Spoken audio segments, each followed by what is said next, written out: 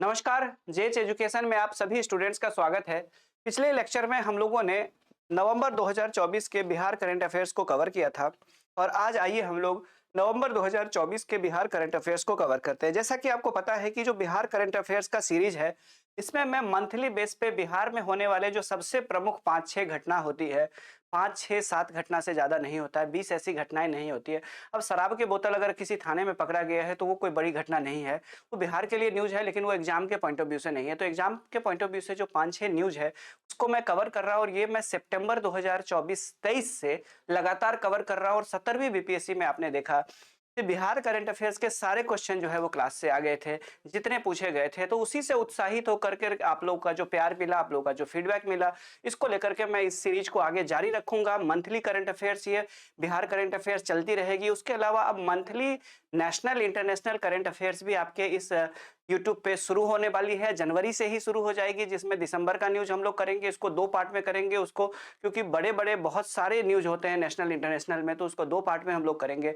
आइए हम लोग बिहार करंट अफेयर्स की शुरुआत करते हैं। दिसंबर 2024 में देखते हैं कौन-कौन सी घटना हुई है। उससे पहले थोड़ा-सा 2 मिनट आप लोग का इंटेंशन चाहूँगा और वो 2 मिनट इंटेंशन इसलिए चाहूँगा क्योंकि अगर आप बीपीएससी की तैयारी कर रहे हैं, तो 70वीं और 71वीं बीपीएससी के लिए मैंने निबंध कार्यक्रम की शुरुआत की है और ये बाइलिंगुअल प्रोग्राम है और ये JH education, Ravi Kumar Jha JH education जो एंड्रॉइड ऐप है, प्ले स्टोर पे अवेलेबल है, उसको डाउनलोड करके आप इस बैच के साथ जुड़ सकते हैं इस निबंध लेखन कार्यक्रम से।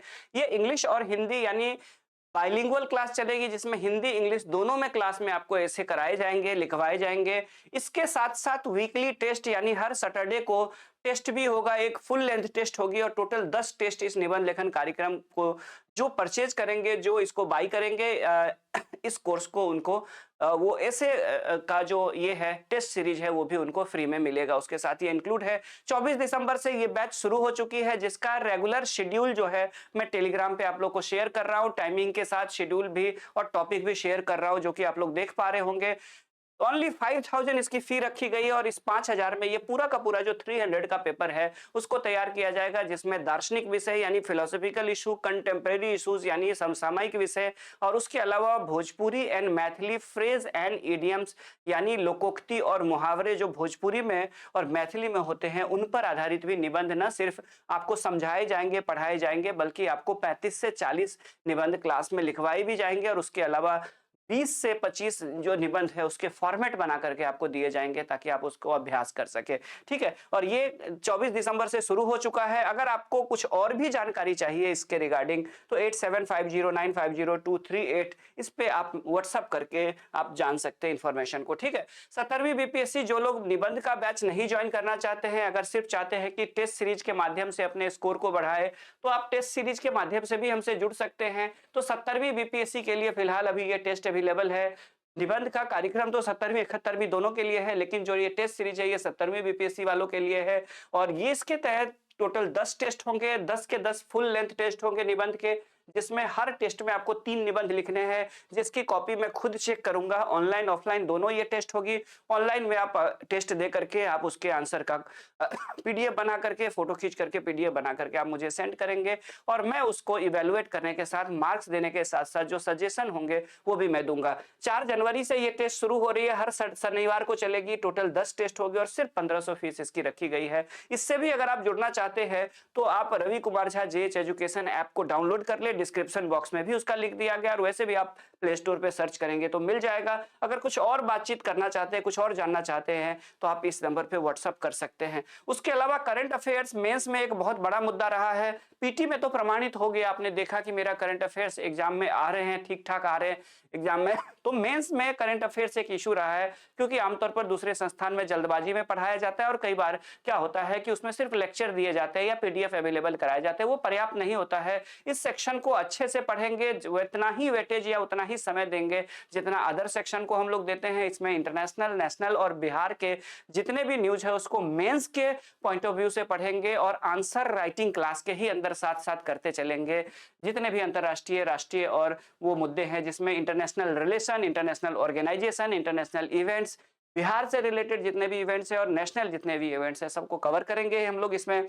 17 फरवरी से ये शुरू होगी, यानी निबंध जैसे ही खत्म होगा वैसे ही शाम को 8 से 10 करंट अफेयर्स की क्लास चलने लगेगी। मेंस की 2500 मात्र फी रखी गई है। कुछ और भी जानकारी चाहिए तो आप व्हाट्सएप पे इस नंबर पे व्हाट्सएप कर सकते हैं। आइए हम लोग मेन मुद्दे पे आते हैं और बात करते हैं दिसंबर 2023-24 में कौन कौन सी ऐसी घटनाएं हुई बिहार में जो एग्जाम के पॉइंट ऑफ व्यू से जरूरी है। इसमें से ये जो घटना है ये नवंबर के अंतिम और दिसंबर के शुरुआत की घटना है।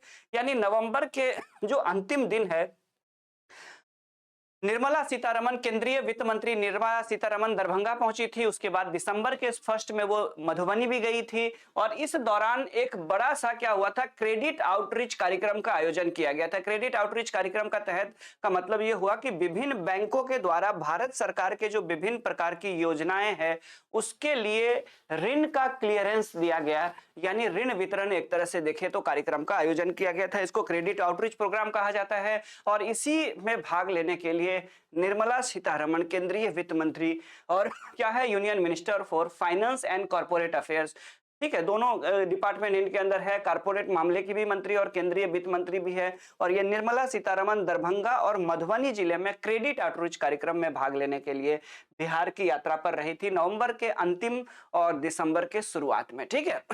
अब इस दौरान अगर हम लोग बात करें तो कौन कौन सी सरकार की योजना, तो प्रधानमंत्री मुद्रा योजना, प्रधानमंत्री रोजगार सृजन कार्यक्रम, किसान क्रेडिट कार्ड, उसके बाद जाकर के stand up India, PM Svanidhi और पीएम विश्वकर्मा, ये सारे के सारे रोजगार और स्वरोजगार कार्यक्रम है, भारत सरकार के द्वारा चलाया जा रहा है। ये सब के सब योजना है और इस योजना के तहत बैंकों को के द्वारा जो लाभार्थी है उनको ऋण पत्र प्रदान किया गया और इसी ऋण पत्र के वितरण कार्यक्रम का नेतृत्व कर रही थी केंद्रीय वित्त और कॉर्पोरेट मामले की मंत्री निर्मला सीतारमन। और इसी दौरान इसी उद्देश्य से वो मधुबनी, दरभंगा पहले पहुंची और उसके बाद जाकर के मधुबनी पहुंची थी। इस दौरान यदि हम लोग देखेंगे तो विभिन्न बैंकों के द्वारा टोटल अगर आप देखेंगे तो टोटल 49,137 लाभार्थियों को, ठीक है, यानी 50,000 के आसपास उम्मीद थी तो लगभग फाइनल जो लिस्ट बना उसमें 49,137 लाभार्थियों को 1388 करोड़ रुपए का वितरण किया गया, रुपए के ऋण का वितरण किया गया, यानी 1388 करोड़ रुपए के ऋण का वितरण किया गया। टोटल 49,137 नए एंटरप्रेन्योर को एक तरह से प्रमोट किया गया, उनकी सहायता की गई। इस यात्रा के दौरान वो फिर मधुबनी भी पहुंची, मधुबनी में भी आउटरीच प्रोग्राम हुआ था, ये दोनों को मिला करके डाटा है। और उसके बाद वो मधुबनी घूमने भी गई थी जिसमें मिथिला चित्रकला संस्थान और उसके अलावा झंझारपुर में जो अररिया संग्राम का जो क्षेत्र है वहां पे जो मिथिला हाट बनाया गया है उस मिथिला हाट में भी घूमने गई थी। वहां पे उन्होंने नाइट स्टे भी किया था और मिथिला के भोजन का भी, यानी भंसा घर जो मिथिला में है,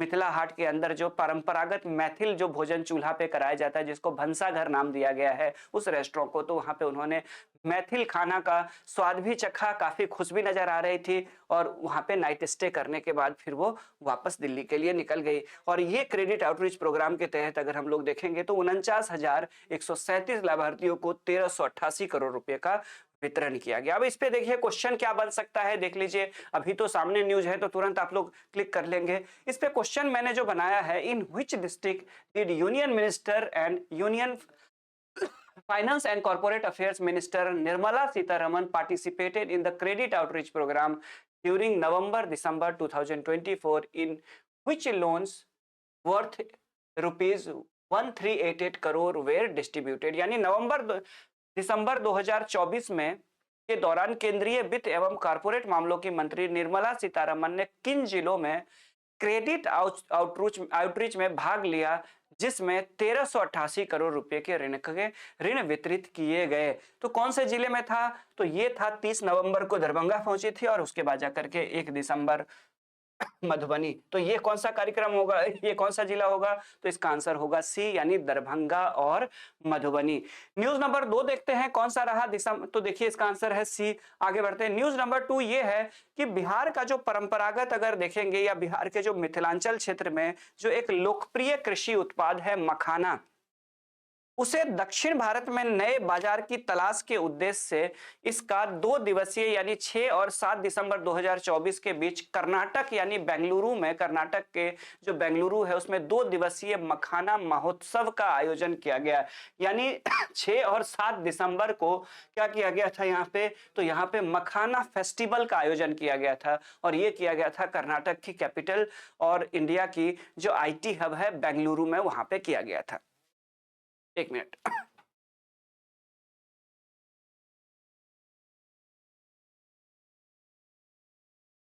अब देखिए इस दौरान क्या क्या हुआ।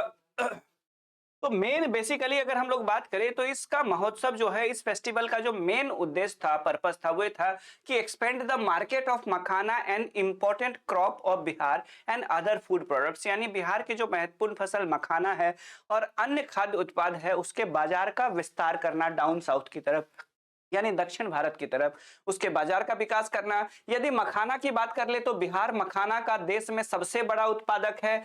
50% से अधिक, ये आंकड़े ऊपर नीचे होता रहता है, लगभग 50% से तो अधिक हमेशा से रहा है। 80% तक मखाना का उत्पादन बिहार करता है। देश में सबसे बड़ा मखाना उत्पादक जो है, नंबर 1 पे यदि हम लोग बात करें तो बिहार है, उसके बाद अन्य जो है वो है पश्चिम बंगाल, उसके बाद जाकर के त्रिपुरा, पश्चिम बंगाल के बाद जाकर के मणिपुर है, मणिपुर के बाद जाकर के, ठीक है, मणिपुर, मणिपुर के बाद त्रिपुरा, त्रिपुरा के बाद अन्य राज्य उड़ीसा वगैरह सब है। तो बिहार नंबर 1 है, उसके बाद पश्चिम बंगाल, मणिपुर, त्रिपुरा, उड़ीसा, इन सब राज्यों में मखाना का हालांकि 50% से तो अधिक हमेशा से बिहार उत्पादन करता रहा है। कई सोर्स में आपको 80% तक उत्पादन के दावे किए गए हैं कि बिहार में भारत के मखाना का 80% का उत्पादन होता है। कुल मिलाकर के निर्विवाद रूप से बिहार मखाना का सबसे बड़ा उत्पादक राज्य है। यदि हम लोग बात करें तो मई 2023 में केंद्र सरकार ने जो मखाना अनुसंधान केंद्र है दरभंगा में, जहां पे मखाना रिसर्च सेंटर है, उसको उन्होंने अपग्रेड किया और इसको अपग्रेड करते हुए इसे बना दिया राष्ट्रीय मखाना अनुसंधान केंद्र दरभंगा, यानी नेशनल मखाना रिसर्च सेंटर दरभंगा के रूप में इसको अपग्रेड किया गया है। अब यहाँ पे देखते हैं कि क्वेश्चन नंबर 2 आपके सामने क्या बनता है, इसी पे बेस्ड मैंने ये क्वेश्चन बनाया है। तो क्वेश्चन नंबर 2 है कि in which city A 2-day Makhana Mahotsav was organized between 6 to 7 December 2024 with the aim of expanding the market of makhana and important crop of Bihar and other food products, यानी बिहार की महत्वपूर्ण फसल मखाना और अन्य खाद्य उत्पादों के बाजार का विस्तार करने के उद्देश्य से 6 से 7 दिसंबर 2024 के बीच किस शहर में 2 दिवसीय मखाना महोत्सव का आयोजन किया गया। तो ये कर्नाटक के बेंगलोर में आयोजित किया गया था। तो इसका जो आंसर होगा 2 का आंसर होगा बी। ये देख लीजिए बी है। आगे बढ़ते हैं, उसके बाद जाकर के अगला है अगला जो थर्ड है, न्यूज नंबर जो 3 है वो ये है, excavation of remains of Maurya empire in Patna, यानी पटना में मौर्य साम्राज्य के अवशेषों का उत्खनन। Excavation of remains of Maurya empire in Patna, यानी पटना में मौर्य साम्राज्य के अवशेषों का उत्खनन।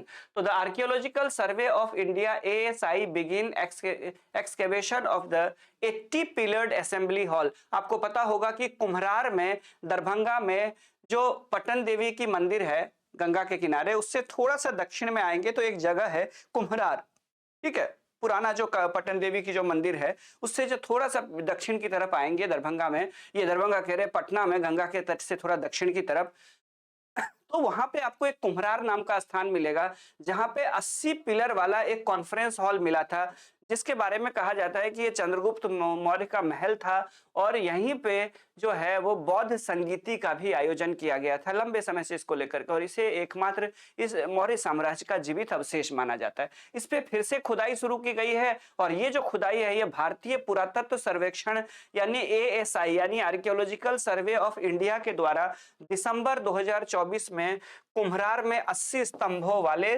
सभा भवन की खुदाई शुरू की गई है, की गई, ठीक है।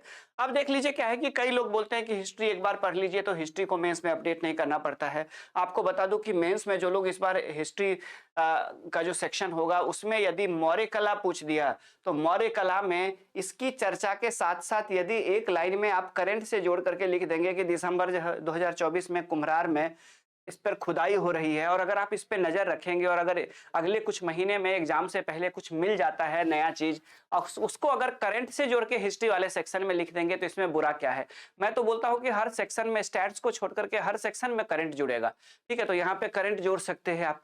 ठीक है करंट तो नजर रखेंगे हम लोग आगे इस पे, जो 17वीं मेंस दे रहे हैं वो भी, और पीटी जो दे रहे हैं अभी 71वीं, वो लोग भी नजर रखेंगे। तो कुम्हरार में 80 स्तंभों वाला जो सभा भवन है, इसकी खुदाई शुरू हो चुकी है। अगर हम लोग बात करें कुम्हरार को, तो इंडियन सब कॉन्टिनेंट में मौर्य के जो स्थापत्य कला है उसमें ये एकमात्र जीवित साक्ष्य इसको माना गया है इस क्षेत्र में। ठीक है, और इसका जो मेन उद्देश्य है, जो पत्थर जो है, मौर्य पत्थर स्तंभ जो है, उसकी जो वर्तमान स्थिति है, उसके अंदर क्या क्या चीजें हैं, उसका आकलन के लिए खुदाई हो रही है। और ये दरअसल कहा जा रहा है कि मौर्य साम्राज्य की जो प्राचीन राजधानी थी पाटलिपुत्र, उस पाटलिपुत्र में मौर्य साम्राज्य की जो राजधानी का जो महल था, उसी महल के ये सारे के सारे अवशेष है। और अगर इस क्षेत्र में खुदाई की गई तो यहाँ पे अनुमान है कि ये 600 ईसा पूर्व से लेकर के, अगर हम लोग देखेंगे कुम्हरार में की पुरातात्विक खोज इसमें यानी कि इसमें बहुत सारी चीजें मिल सकती है। इसमें अजात शत्रु यानी कि मौर्यों से पहले जो Magadh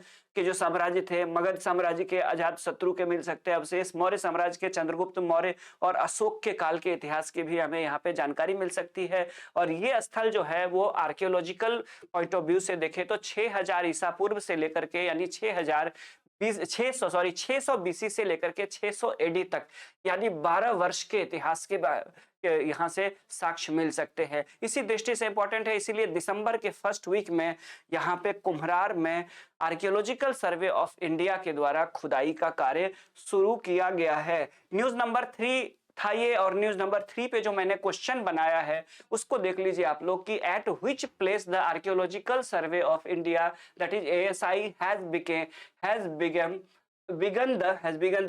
begun the excavation of the 80 pillared assembly hall in December 2024, which is believed to be the only surviving evidence of the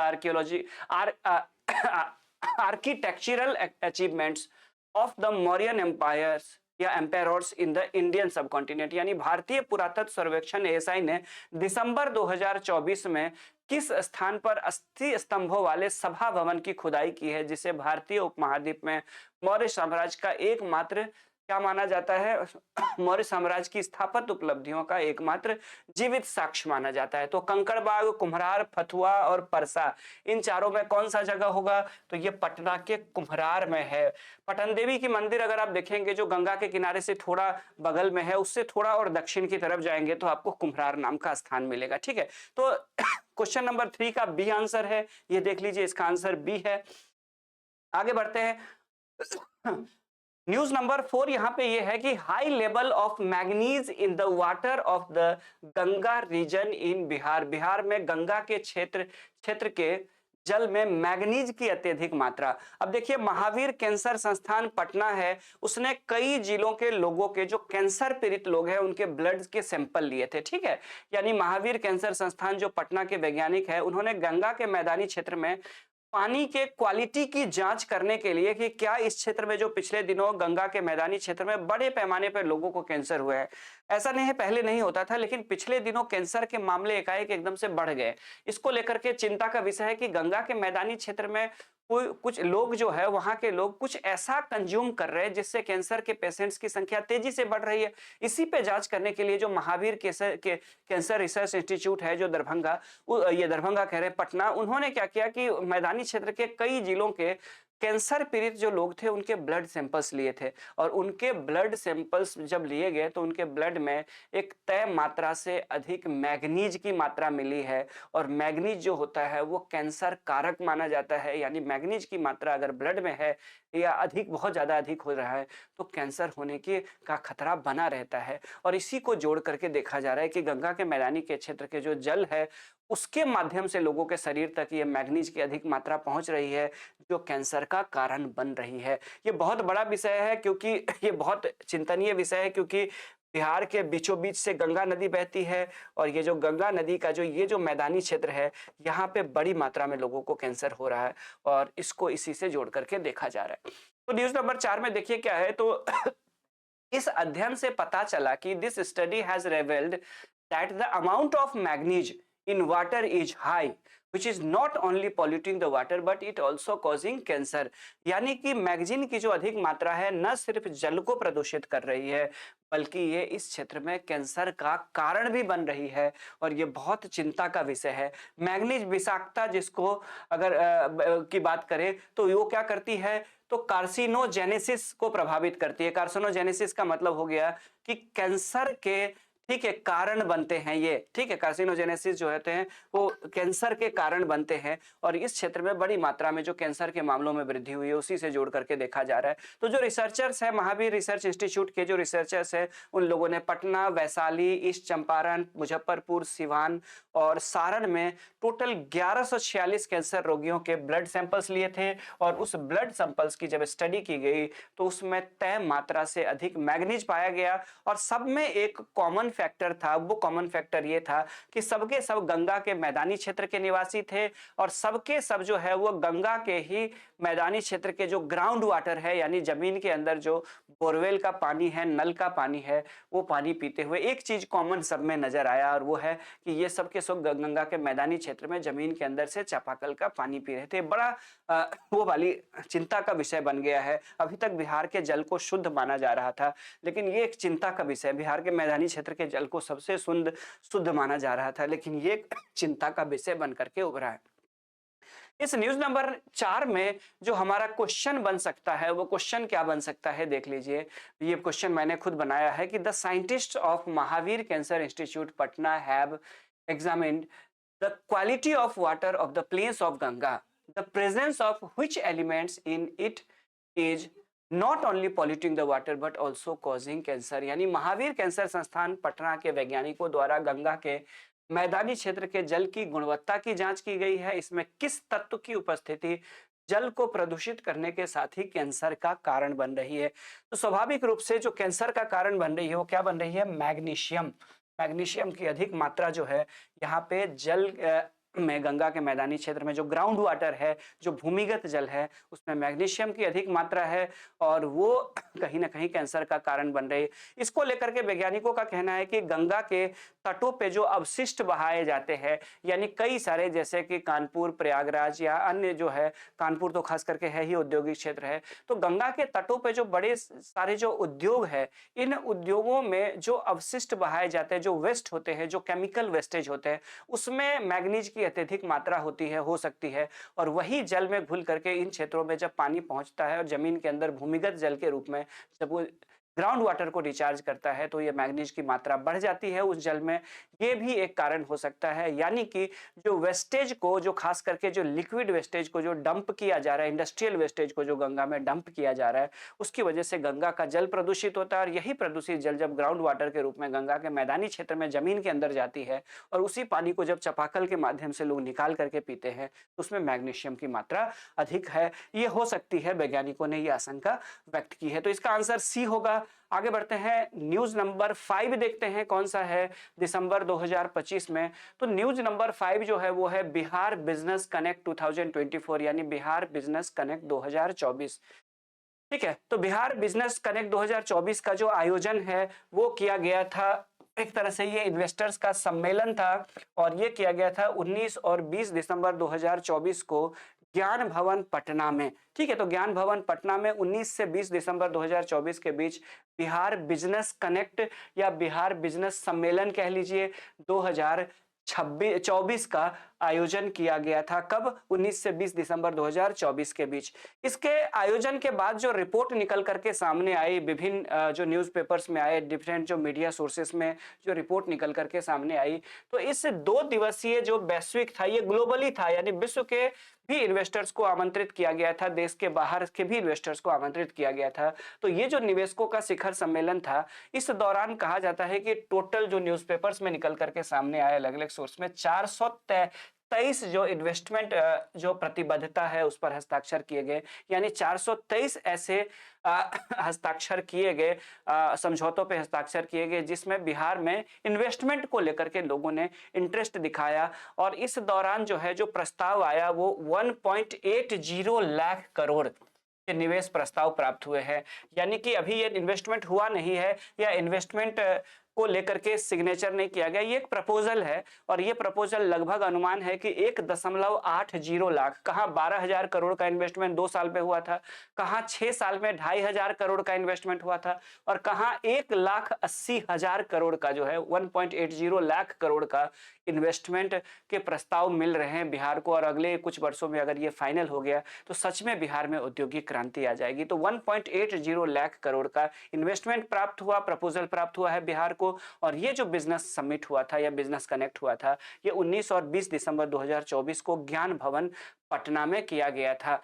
अगर इसमें हम लोग बात करें तो ये सारे के सारे जो है इस जो जितने भी एमओयू है, इन एमओयू को ठोस रूप देने का प्रयास कर रही है राज्य सरकार। का कहना है कि हम अगले 1 साल के अंदर इसको ठोस रूप देने का प्रयास करेंगे और प्रत्येक 5 से लेकर के जो 10 समझौता ज्ञापन है, एमओयू है, उसके लिए एक नोडल ऑफिसर अपॉइंट किया जाएगा। यानी कि जो हमें निवेश के टोटल प्रस्ताव प्राप्त हुए हैं वो 423 प्रस्ताव प्राप्त हुए हैं, ठीक है। तो उसमें से 5 से लेकर के 10 प्रस्ताव पर एक नोडल ऑफिसर होंगे और वो जो नोडल अधिकारी होंगे जो राज्य स्तर के आईएएस या राज्य के पीसीएस अधिकारी भी हो सकते हैं। और ये जो नोडल अधिकारी होंगे, ये अधिकारी क्या करेंगे, तो ये जो 5 से 10 प्रस्ताव, निवेश प्रस्ताव को इनके अंदर दे दिया जाएगा ताकि ये उसकी देखभाल करे और उसको फाइनल करके फाइनल इन्वेस्टमेंट के लिए उसको क्लियरेंस दिलवा सके। यानी एक नोडल अधिकारी के अंदर 5 से 10 निवेश प्रस्ताव को दिया जाएगा ताकि वो फाइनल करके 1 साल के अंदर उसको बिहार में इन्वेस्टमेंट को वो फाइनल इन्वेस्टमेंट के रूप में बिहार में लाने में सफल हो जाए। तो इन प्रस्तावों को फाइनलाइज करने के लिए हर 5 से 10 निवेश प्रस्ताव जो है एक एक नोडल अधिकारी को दिए जाएंगे ताकि उसको फाइनल कर सके। इस तरह से बिहार को अगर ये पूरा हो गया तो 1.80 लाख करोड़ का इन्वेस्टमेंट बिहार में होने जा रहा है, ठीक है। तो ये सारे के सारे, और इसके लिए नोडल अधिकारी की नियुक्ति की भी घोषणा की गई है। तो इस तरह से 1 साल के अंदर इसको इंप्लीमेंट करने की कोशिश की जाएगी।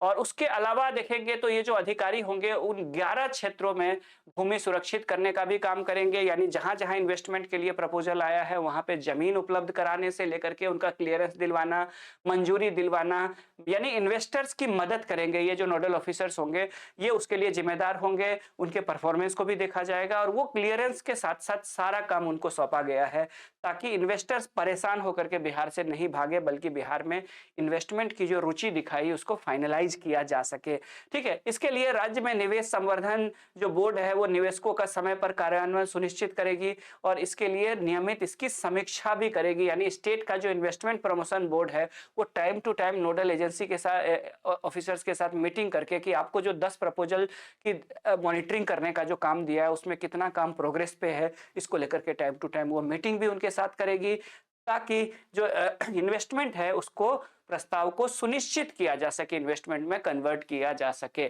ठीक है। अब देखिए इस 5 नंबर ये सारे के सारे मेंस में भी इकोनॉमिक्स वाले सेक्शन में लिखेंगे इन सब लाइन को, ठीक है। यानी कोट करेंगे। जब आप इकोनॉमिक्स वाला जो पेपर 2 का सेक्शन 2 है उसमें बिहार में जो इंडस्ट्रियल डेवलपमेंट या इन्वेस्टमेंट पर अगर कोई न्यूज पूछ लेता है कोई क्वेश्चन, तो ये जो बिहार बिजनेस कनेक्ट 2024 है उसके भी डाटा जो है आप या उसके भी जो फैक्ट्स है अपने मेंस के आंसर में लिखेंगे। जो 70वीं वाले हैं उनकी बात कर रहा हूं मैं, 71वीं वाले में भी आगे मैं बताऊंगा कैसे मेंस में जुड़ेगा। इसको लेकर के तो मैं बैच भी अभी अनाउंस किया हूं। चलिए, तो न्यूज नंबर 5 से जो क्वेश्चन बन करके सामने आएगा, जो बन सकता है वो मैंने यहाँ पे आपके सामने बनाया है कि Bihar business connect 2024 was organized on 19-20 December 2024 at Gyan Bhawan Patna. यानी बिहार बिजनेस कनेक्ट 2024 का आयोजन 19-20 दिसंबर 2024 को ज्ञान भवन पटना में किया गया। इसमें कुल कितने करोड़ रुपए के निवेश प्रस्ताव प्राप्त हुए how many crore rupees worth of investment proposal were received in this, यानी प्राप्त हुए। तो इसमें 1.80 लाख करोड़ का इन्वेस्टमेंट प्रस्ताव प्राप्त हुआ है जैसा कि मैंने आप लोगों को बताया था। और हर 5 से 10 प्रस्ताव को एक एक नोडल अधिकारी को दिया जाएगा, भूमि अधिग्रहण से लेकर के बाकी क्लियरेंस तक। और टाइम टू टाइम जो है वो जो हमारा निवेश संवर्धन बोर्ड है वो इसकी समीक्षा भी करेगा, नोडल अधिकारी के साथ बैठक भी करेगा। तो 5 का डी होगा आंसर, देख लीजिए। और उसके बाद जाकर के आगे बढ़ते हैं न्यूज नंबर 6 यानी दिसंबर 2024 में बिहार का अंतिम न्यूज़ देखिए कौन सा है। तो दिसंबर 2024 में जो न्यूज़ निकल करके सामने आई है बिहार करंट अफेयर्स में, वो है कि वुमेन्स कबड्डी वर्ल्ड कप। अभी तक आपने देखा कि 2024 में बिहार ने महिला चैंपियंस ट्रॉफी हॉकी का आयोजन किया, एशिया चैंपियंस ट्रॉफी का। उसके बाद पुरुष हॉकी विश्व कप, पुरुष हॉकी एशिया कप का आयोजन करने जा रही है। खेलो इंडिया यूथ गेम का आयोजन करने जा रही है। अब जाकर के देख लीजिए पैरा गेम का आयोजन करने जा रही है। और अब जाकर के देख लीजिए महिला कबड्डी विश्व कप 2025 का आयोजन बिहार में। यानी 2025 में बिहार के राजगीर स्पोर्ट्स कॉम्प्लेक्स में बहुत सारे खेल होंगे। कई लोग तो कह रहे हैं कि बिहार खेल का सुपर पावर बन रहा है। और जिस हिसाब से स्पोर्ट्स एक्टिविटी बिहार में हो रही है, आयोजन करने का मतलब क्या होता है, जब राष्ट्रीय और अंतर्राष्ट्रीय स्तर के खिलाड़ी जब खेलते हैं वहां पे, तो बिहार के जो बच्चे होते हैं, जो युवा होते हैं, जब इन खेलों को दर्शक के रूप में देखने आते हैं तो वो मोटिवेट होते हैं। और जब वो मोटिवेट होते हैं तो वो भी फ्यूचर में खिलाड़ी बन सकते हैं। अभी तक बिहार का स्पोर्ट्स में बहुत कम योगदान रहा था। बहुत कम कहने का मतलब है कि शायद कभी ओलंपिक में पार्टिसिपेट भी नहीं कर पाते हैं बिहार के खिलाड़ी। क्रिकेट को छोड़ करके बाकी खेलों में तो अभी तक वैसा रहा नहीं है, एक दो ही इक्का दुक्का है।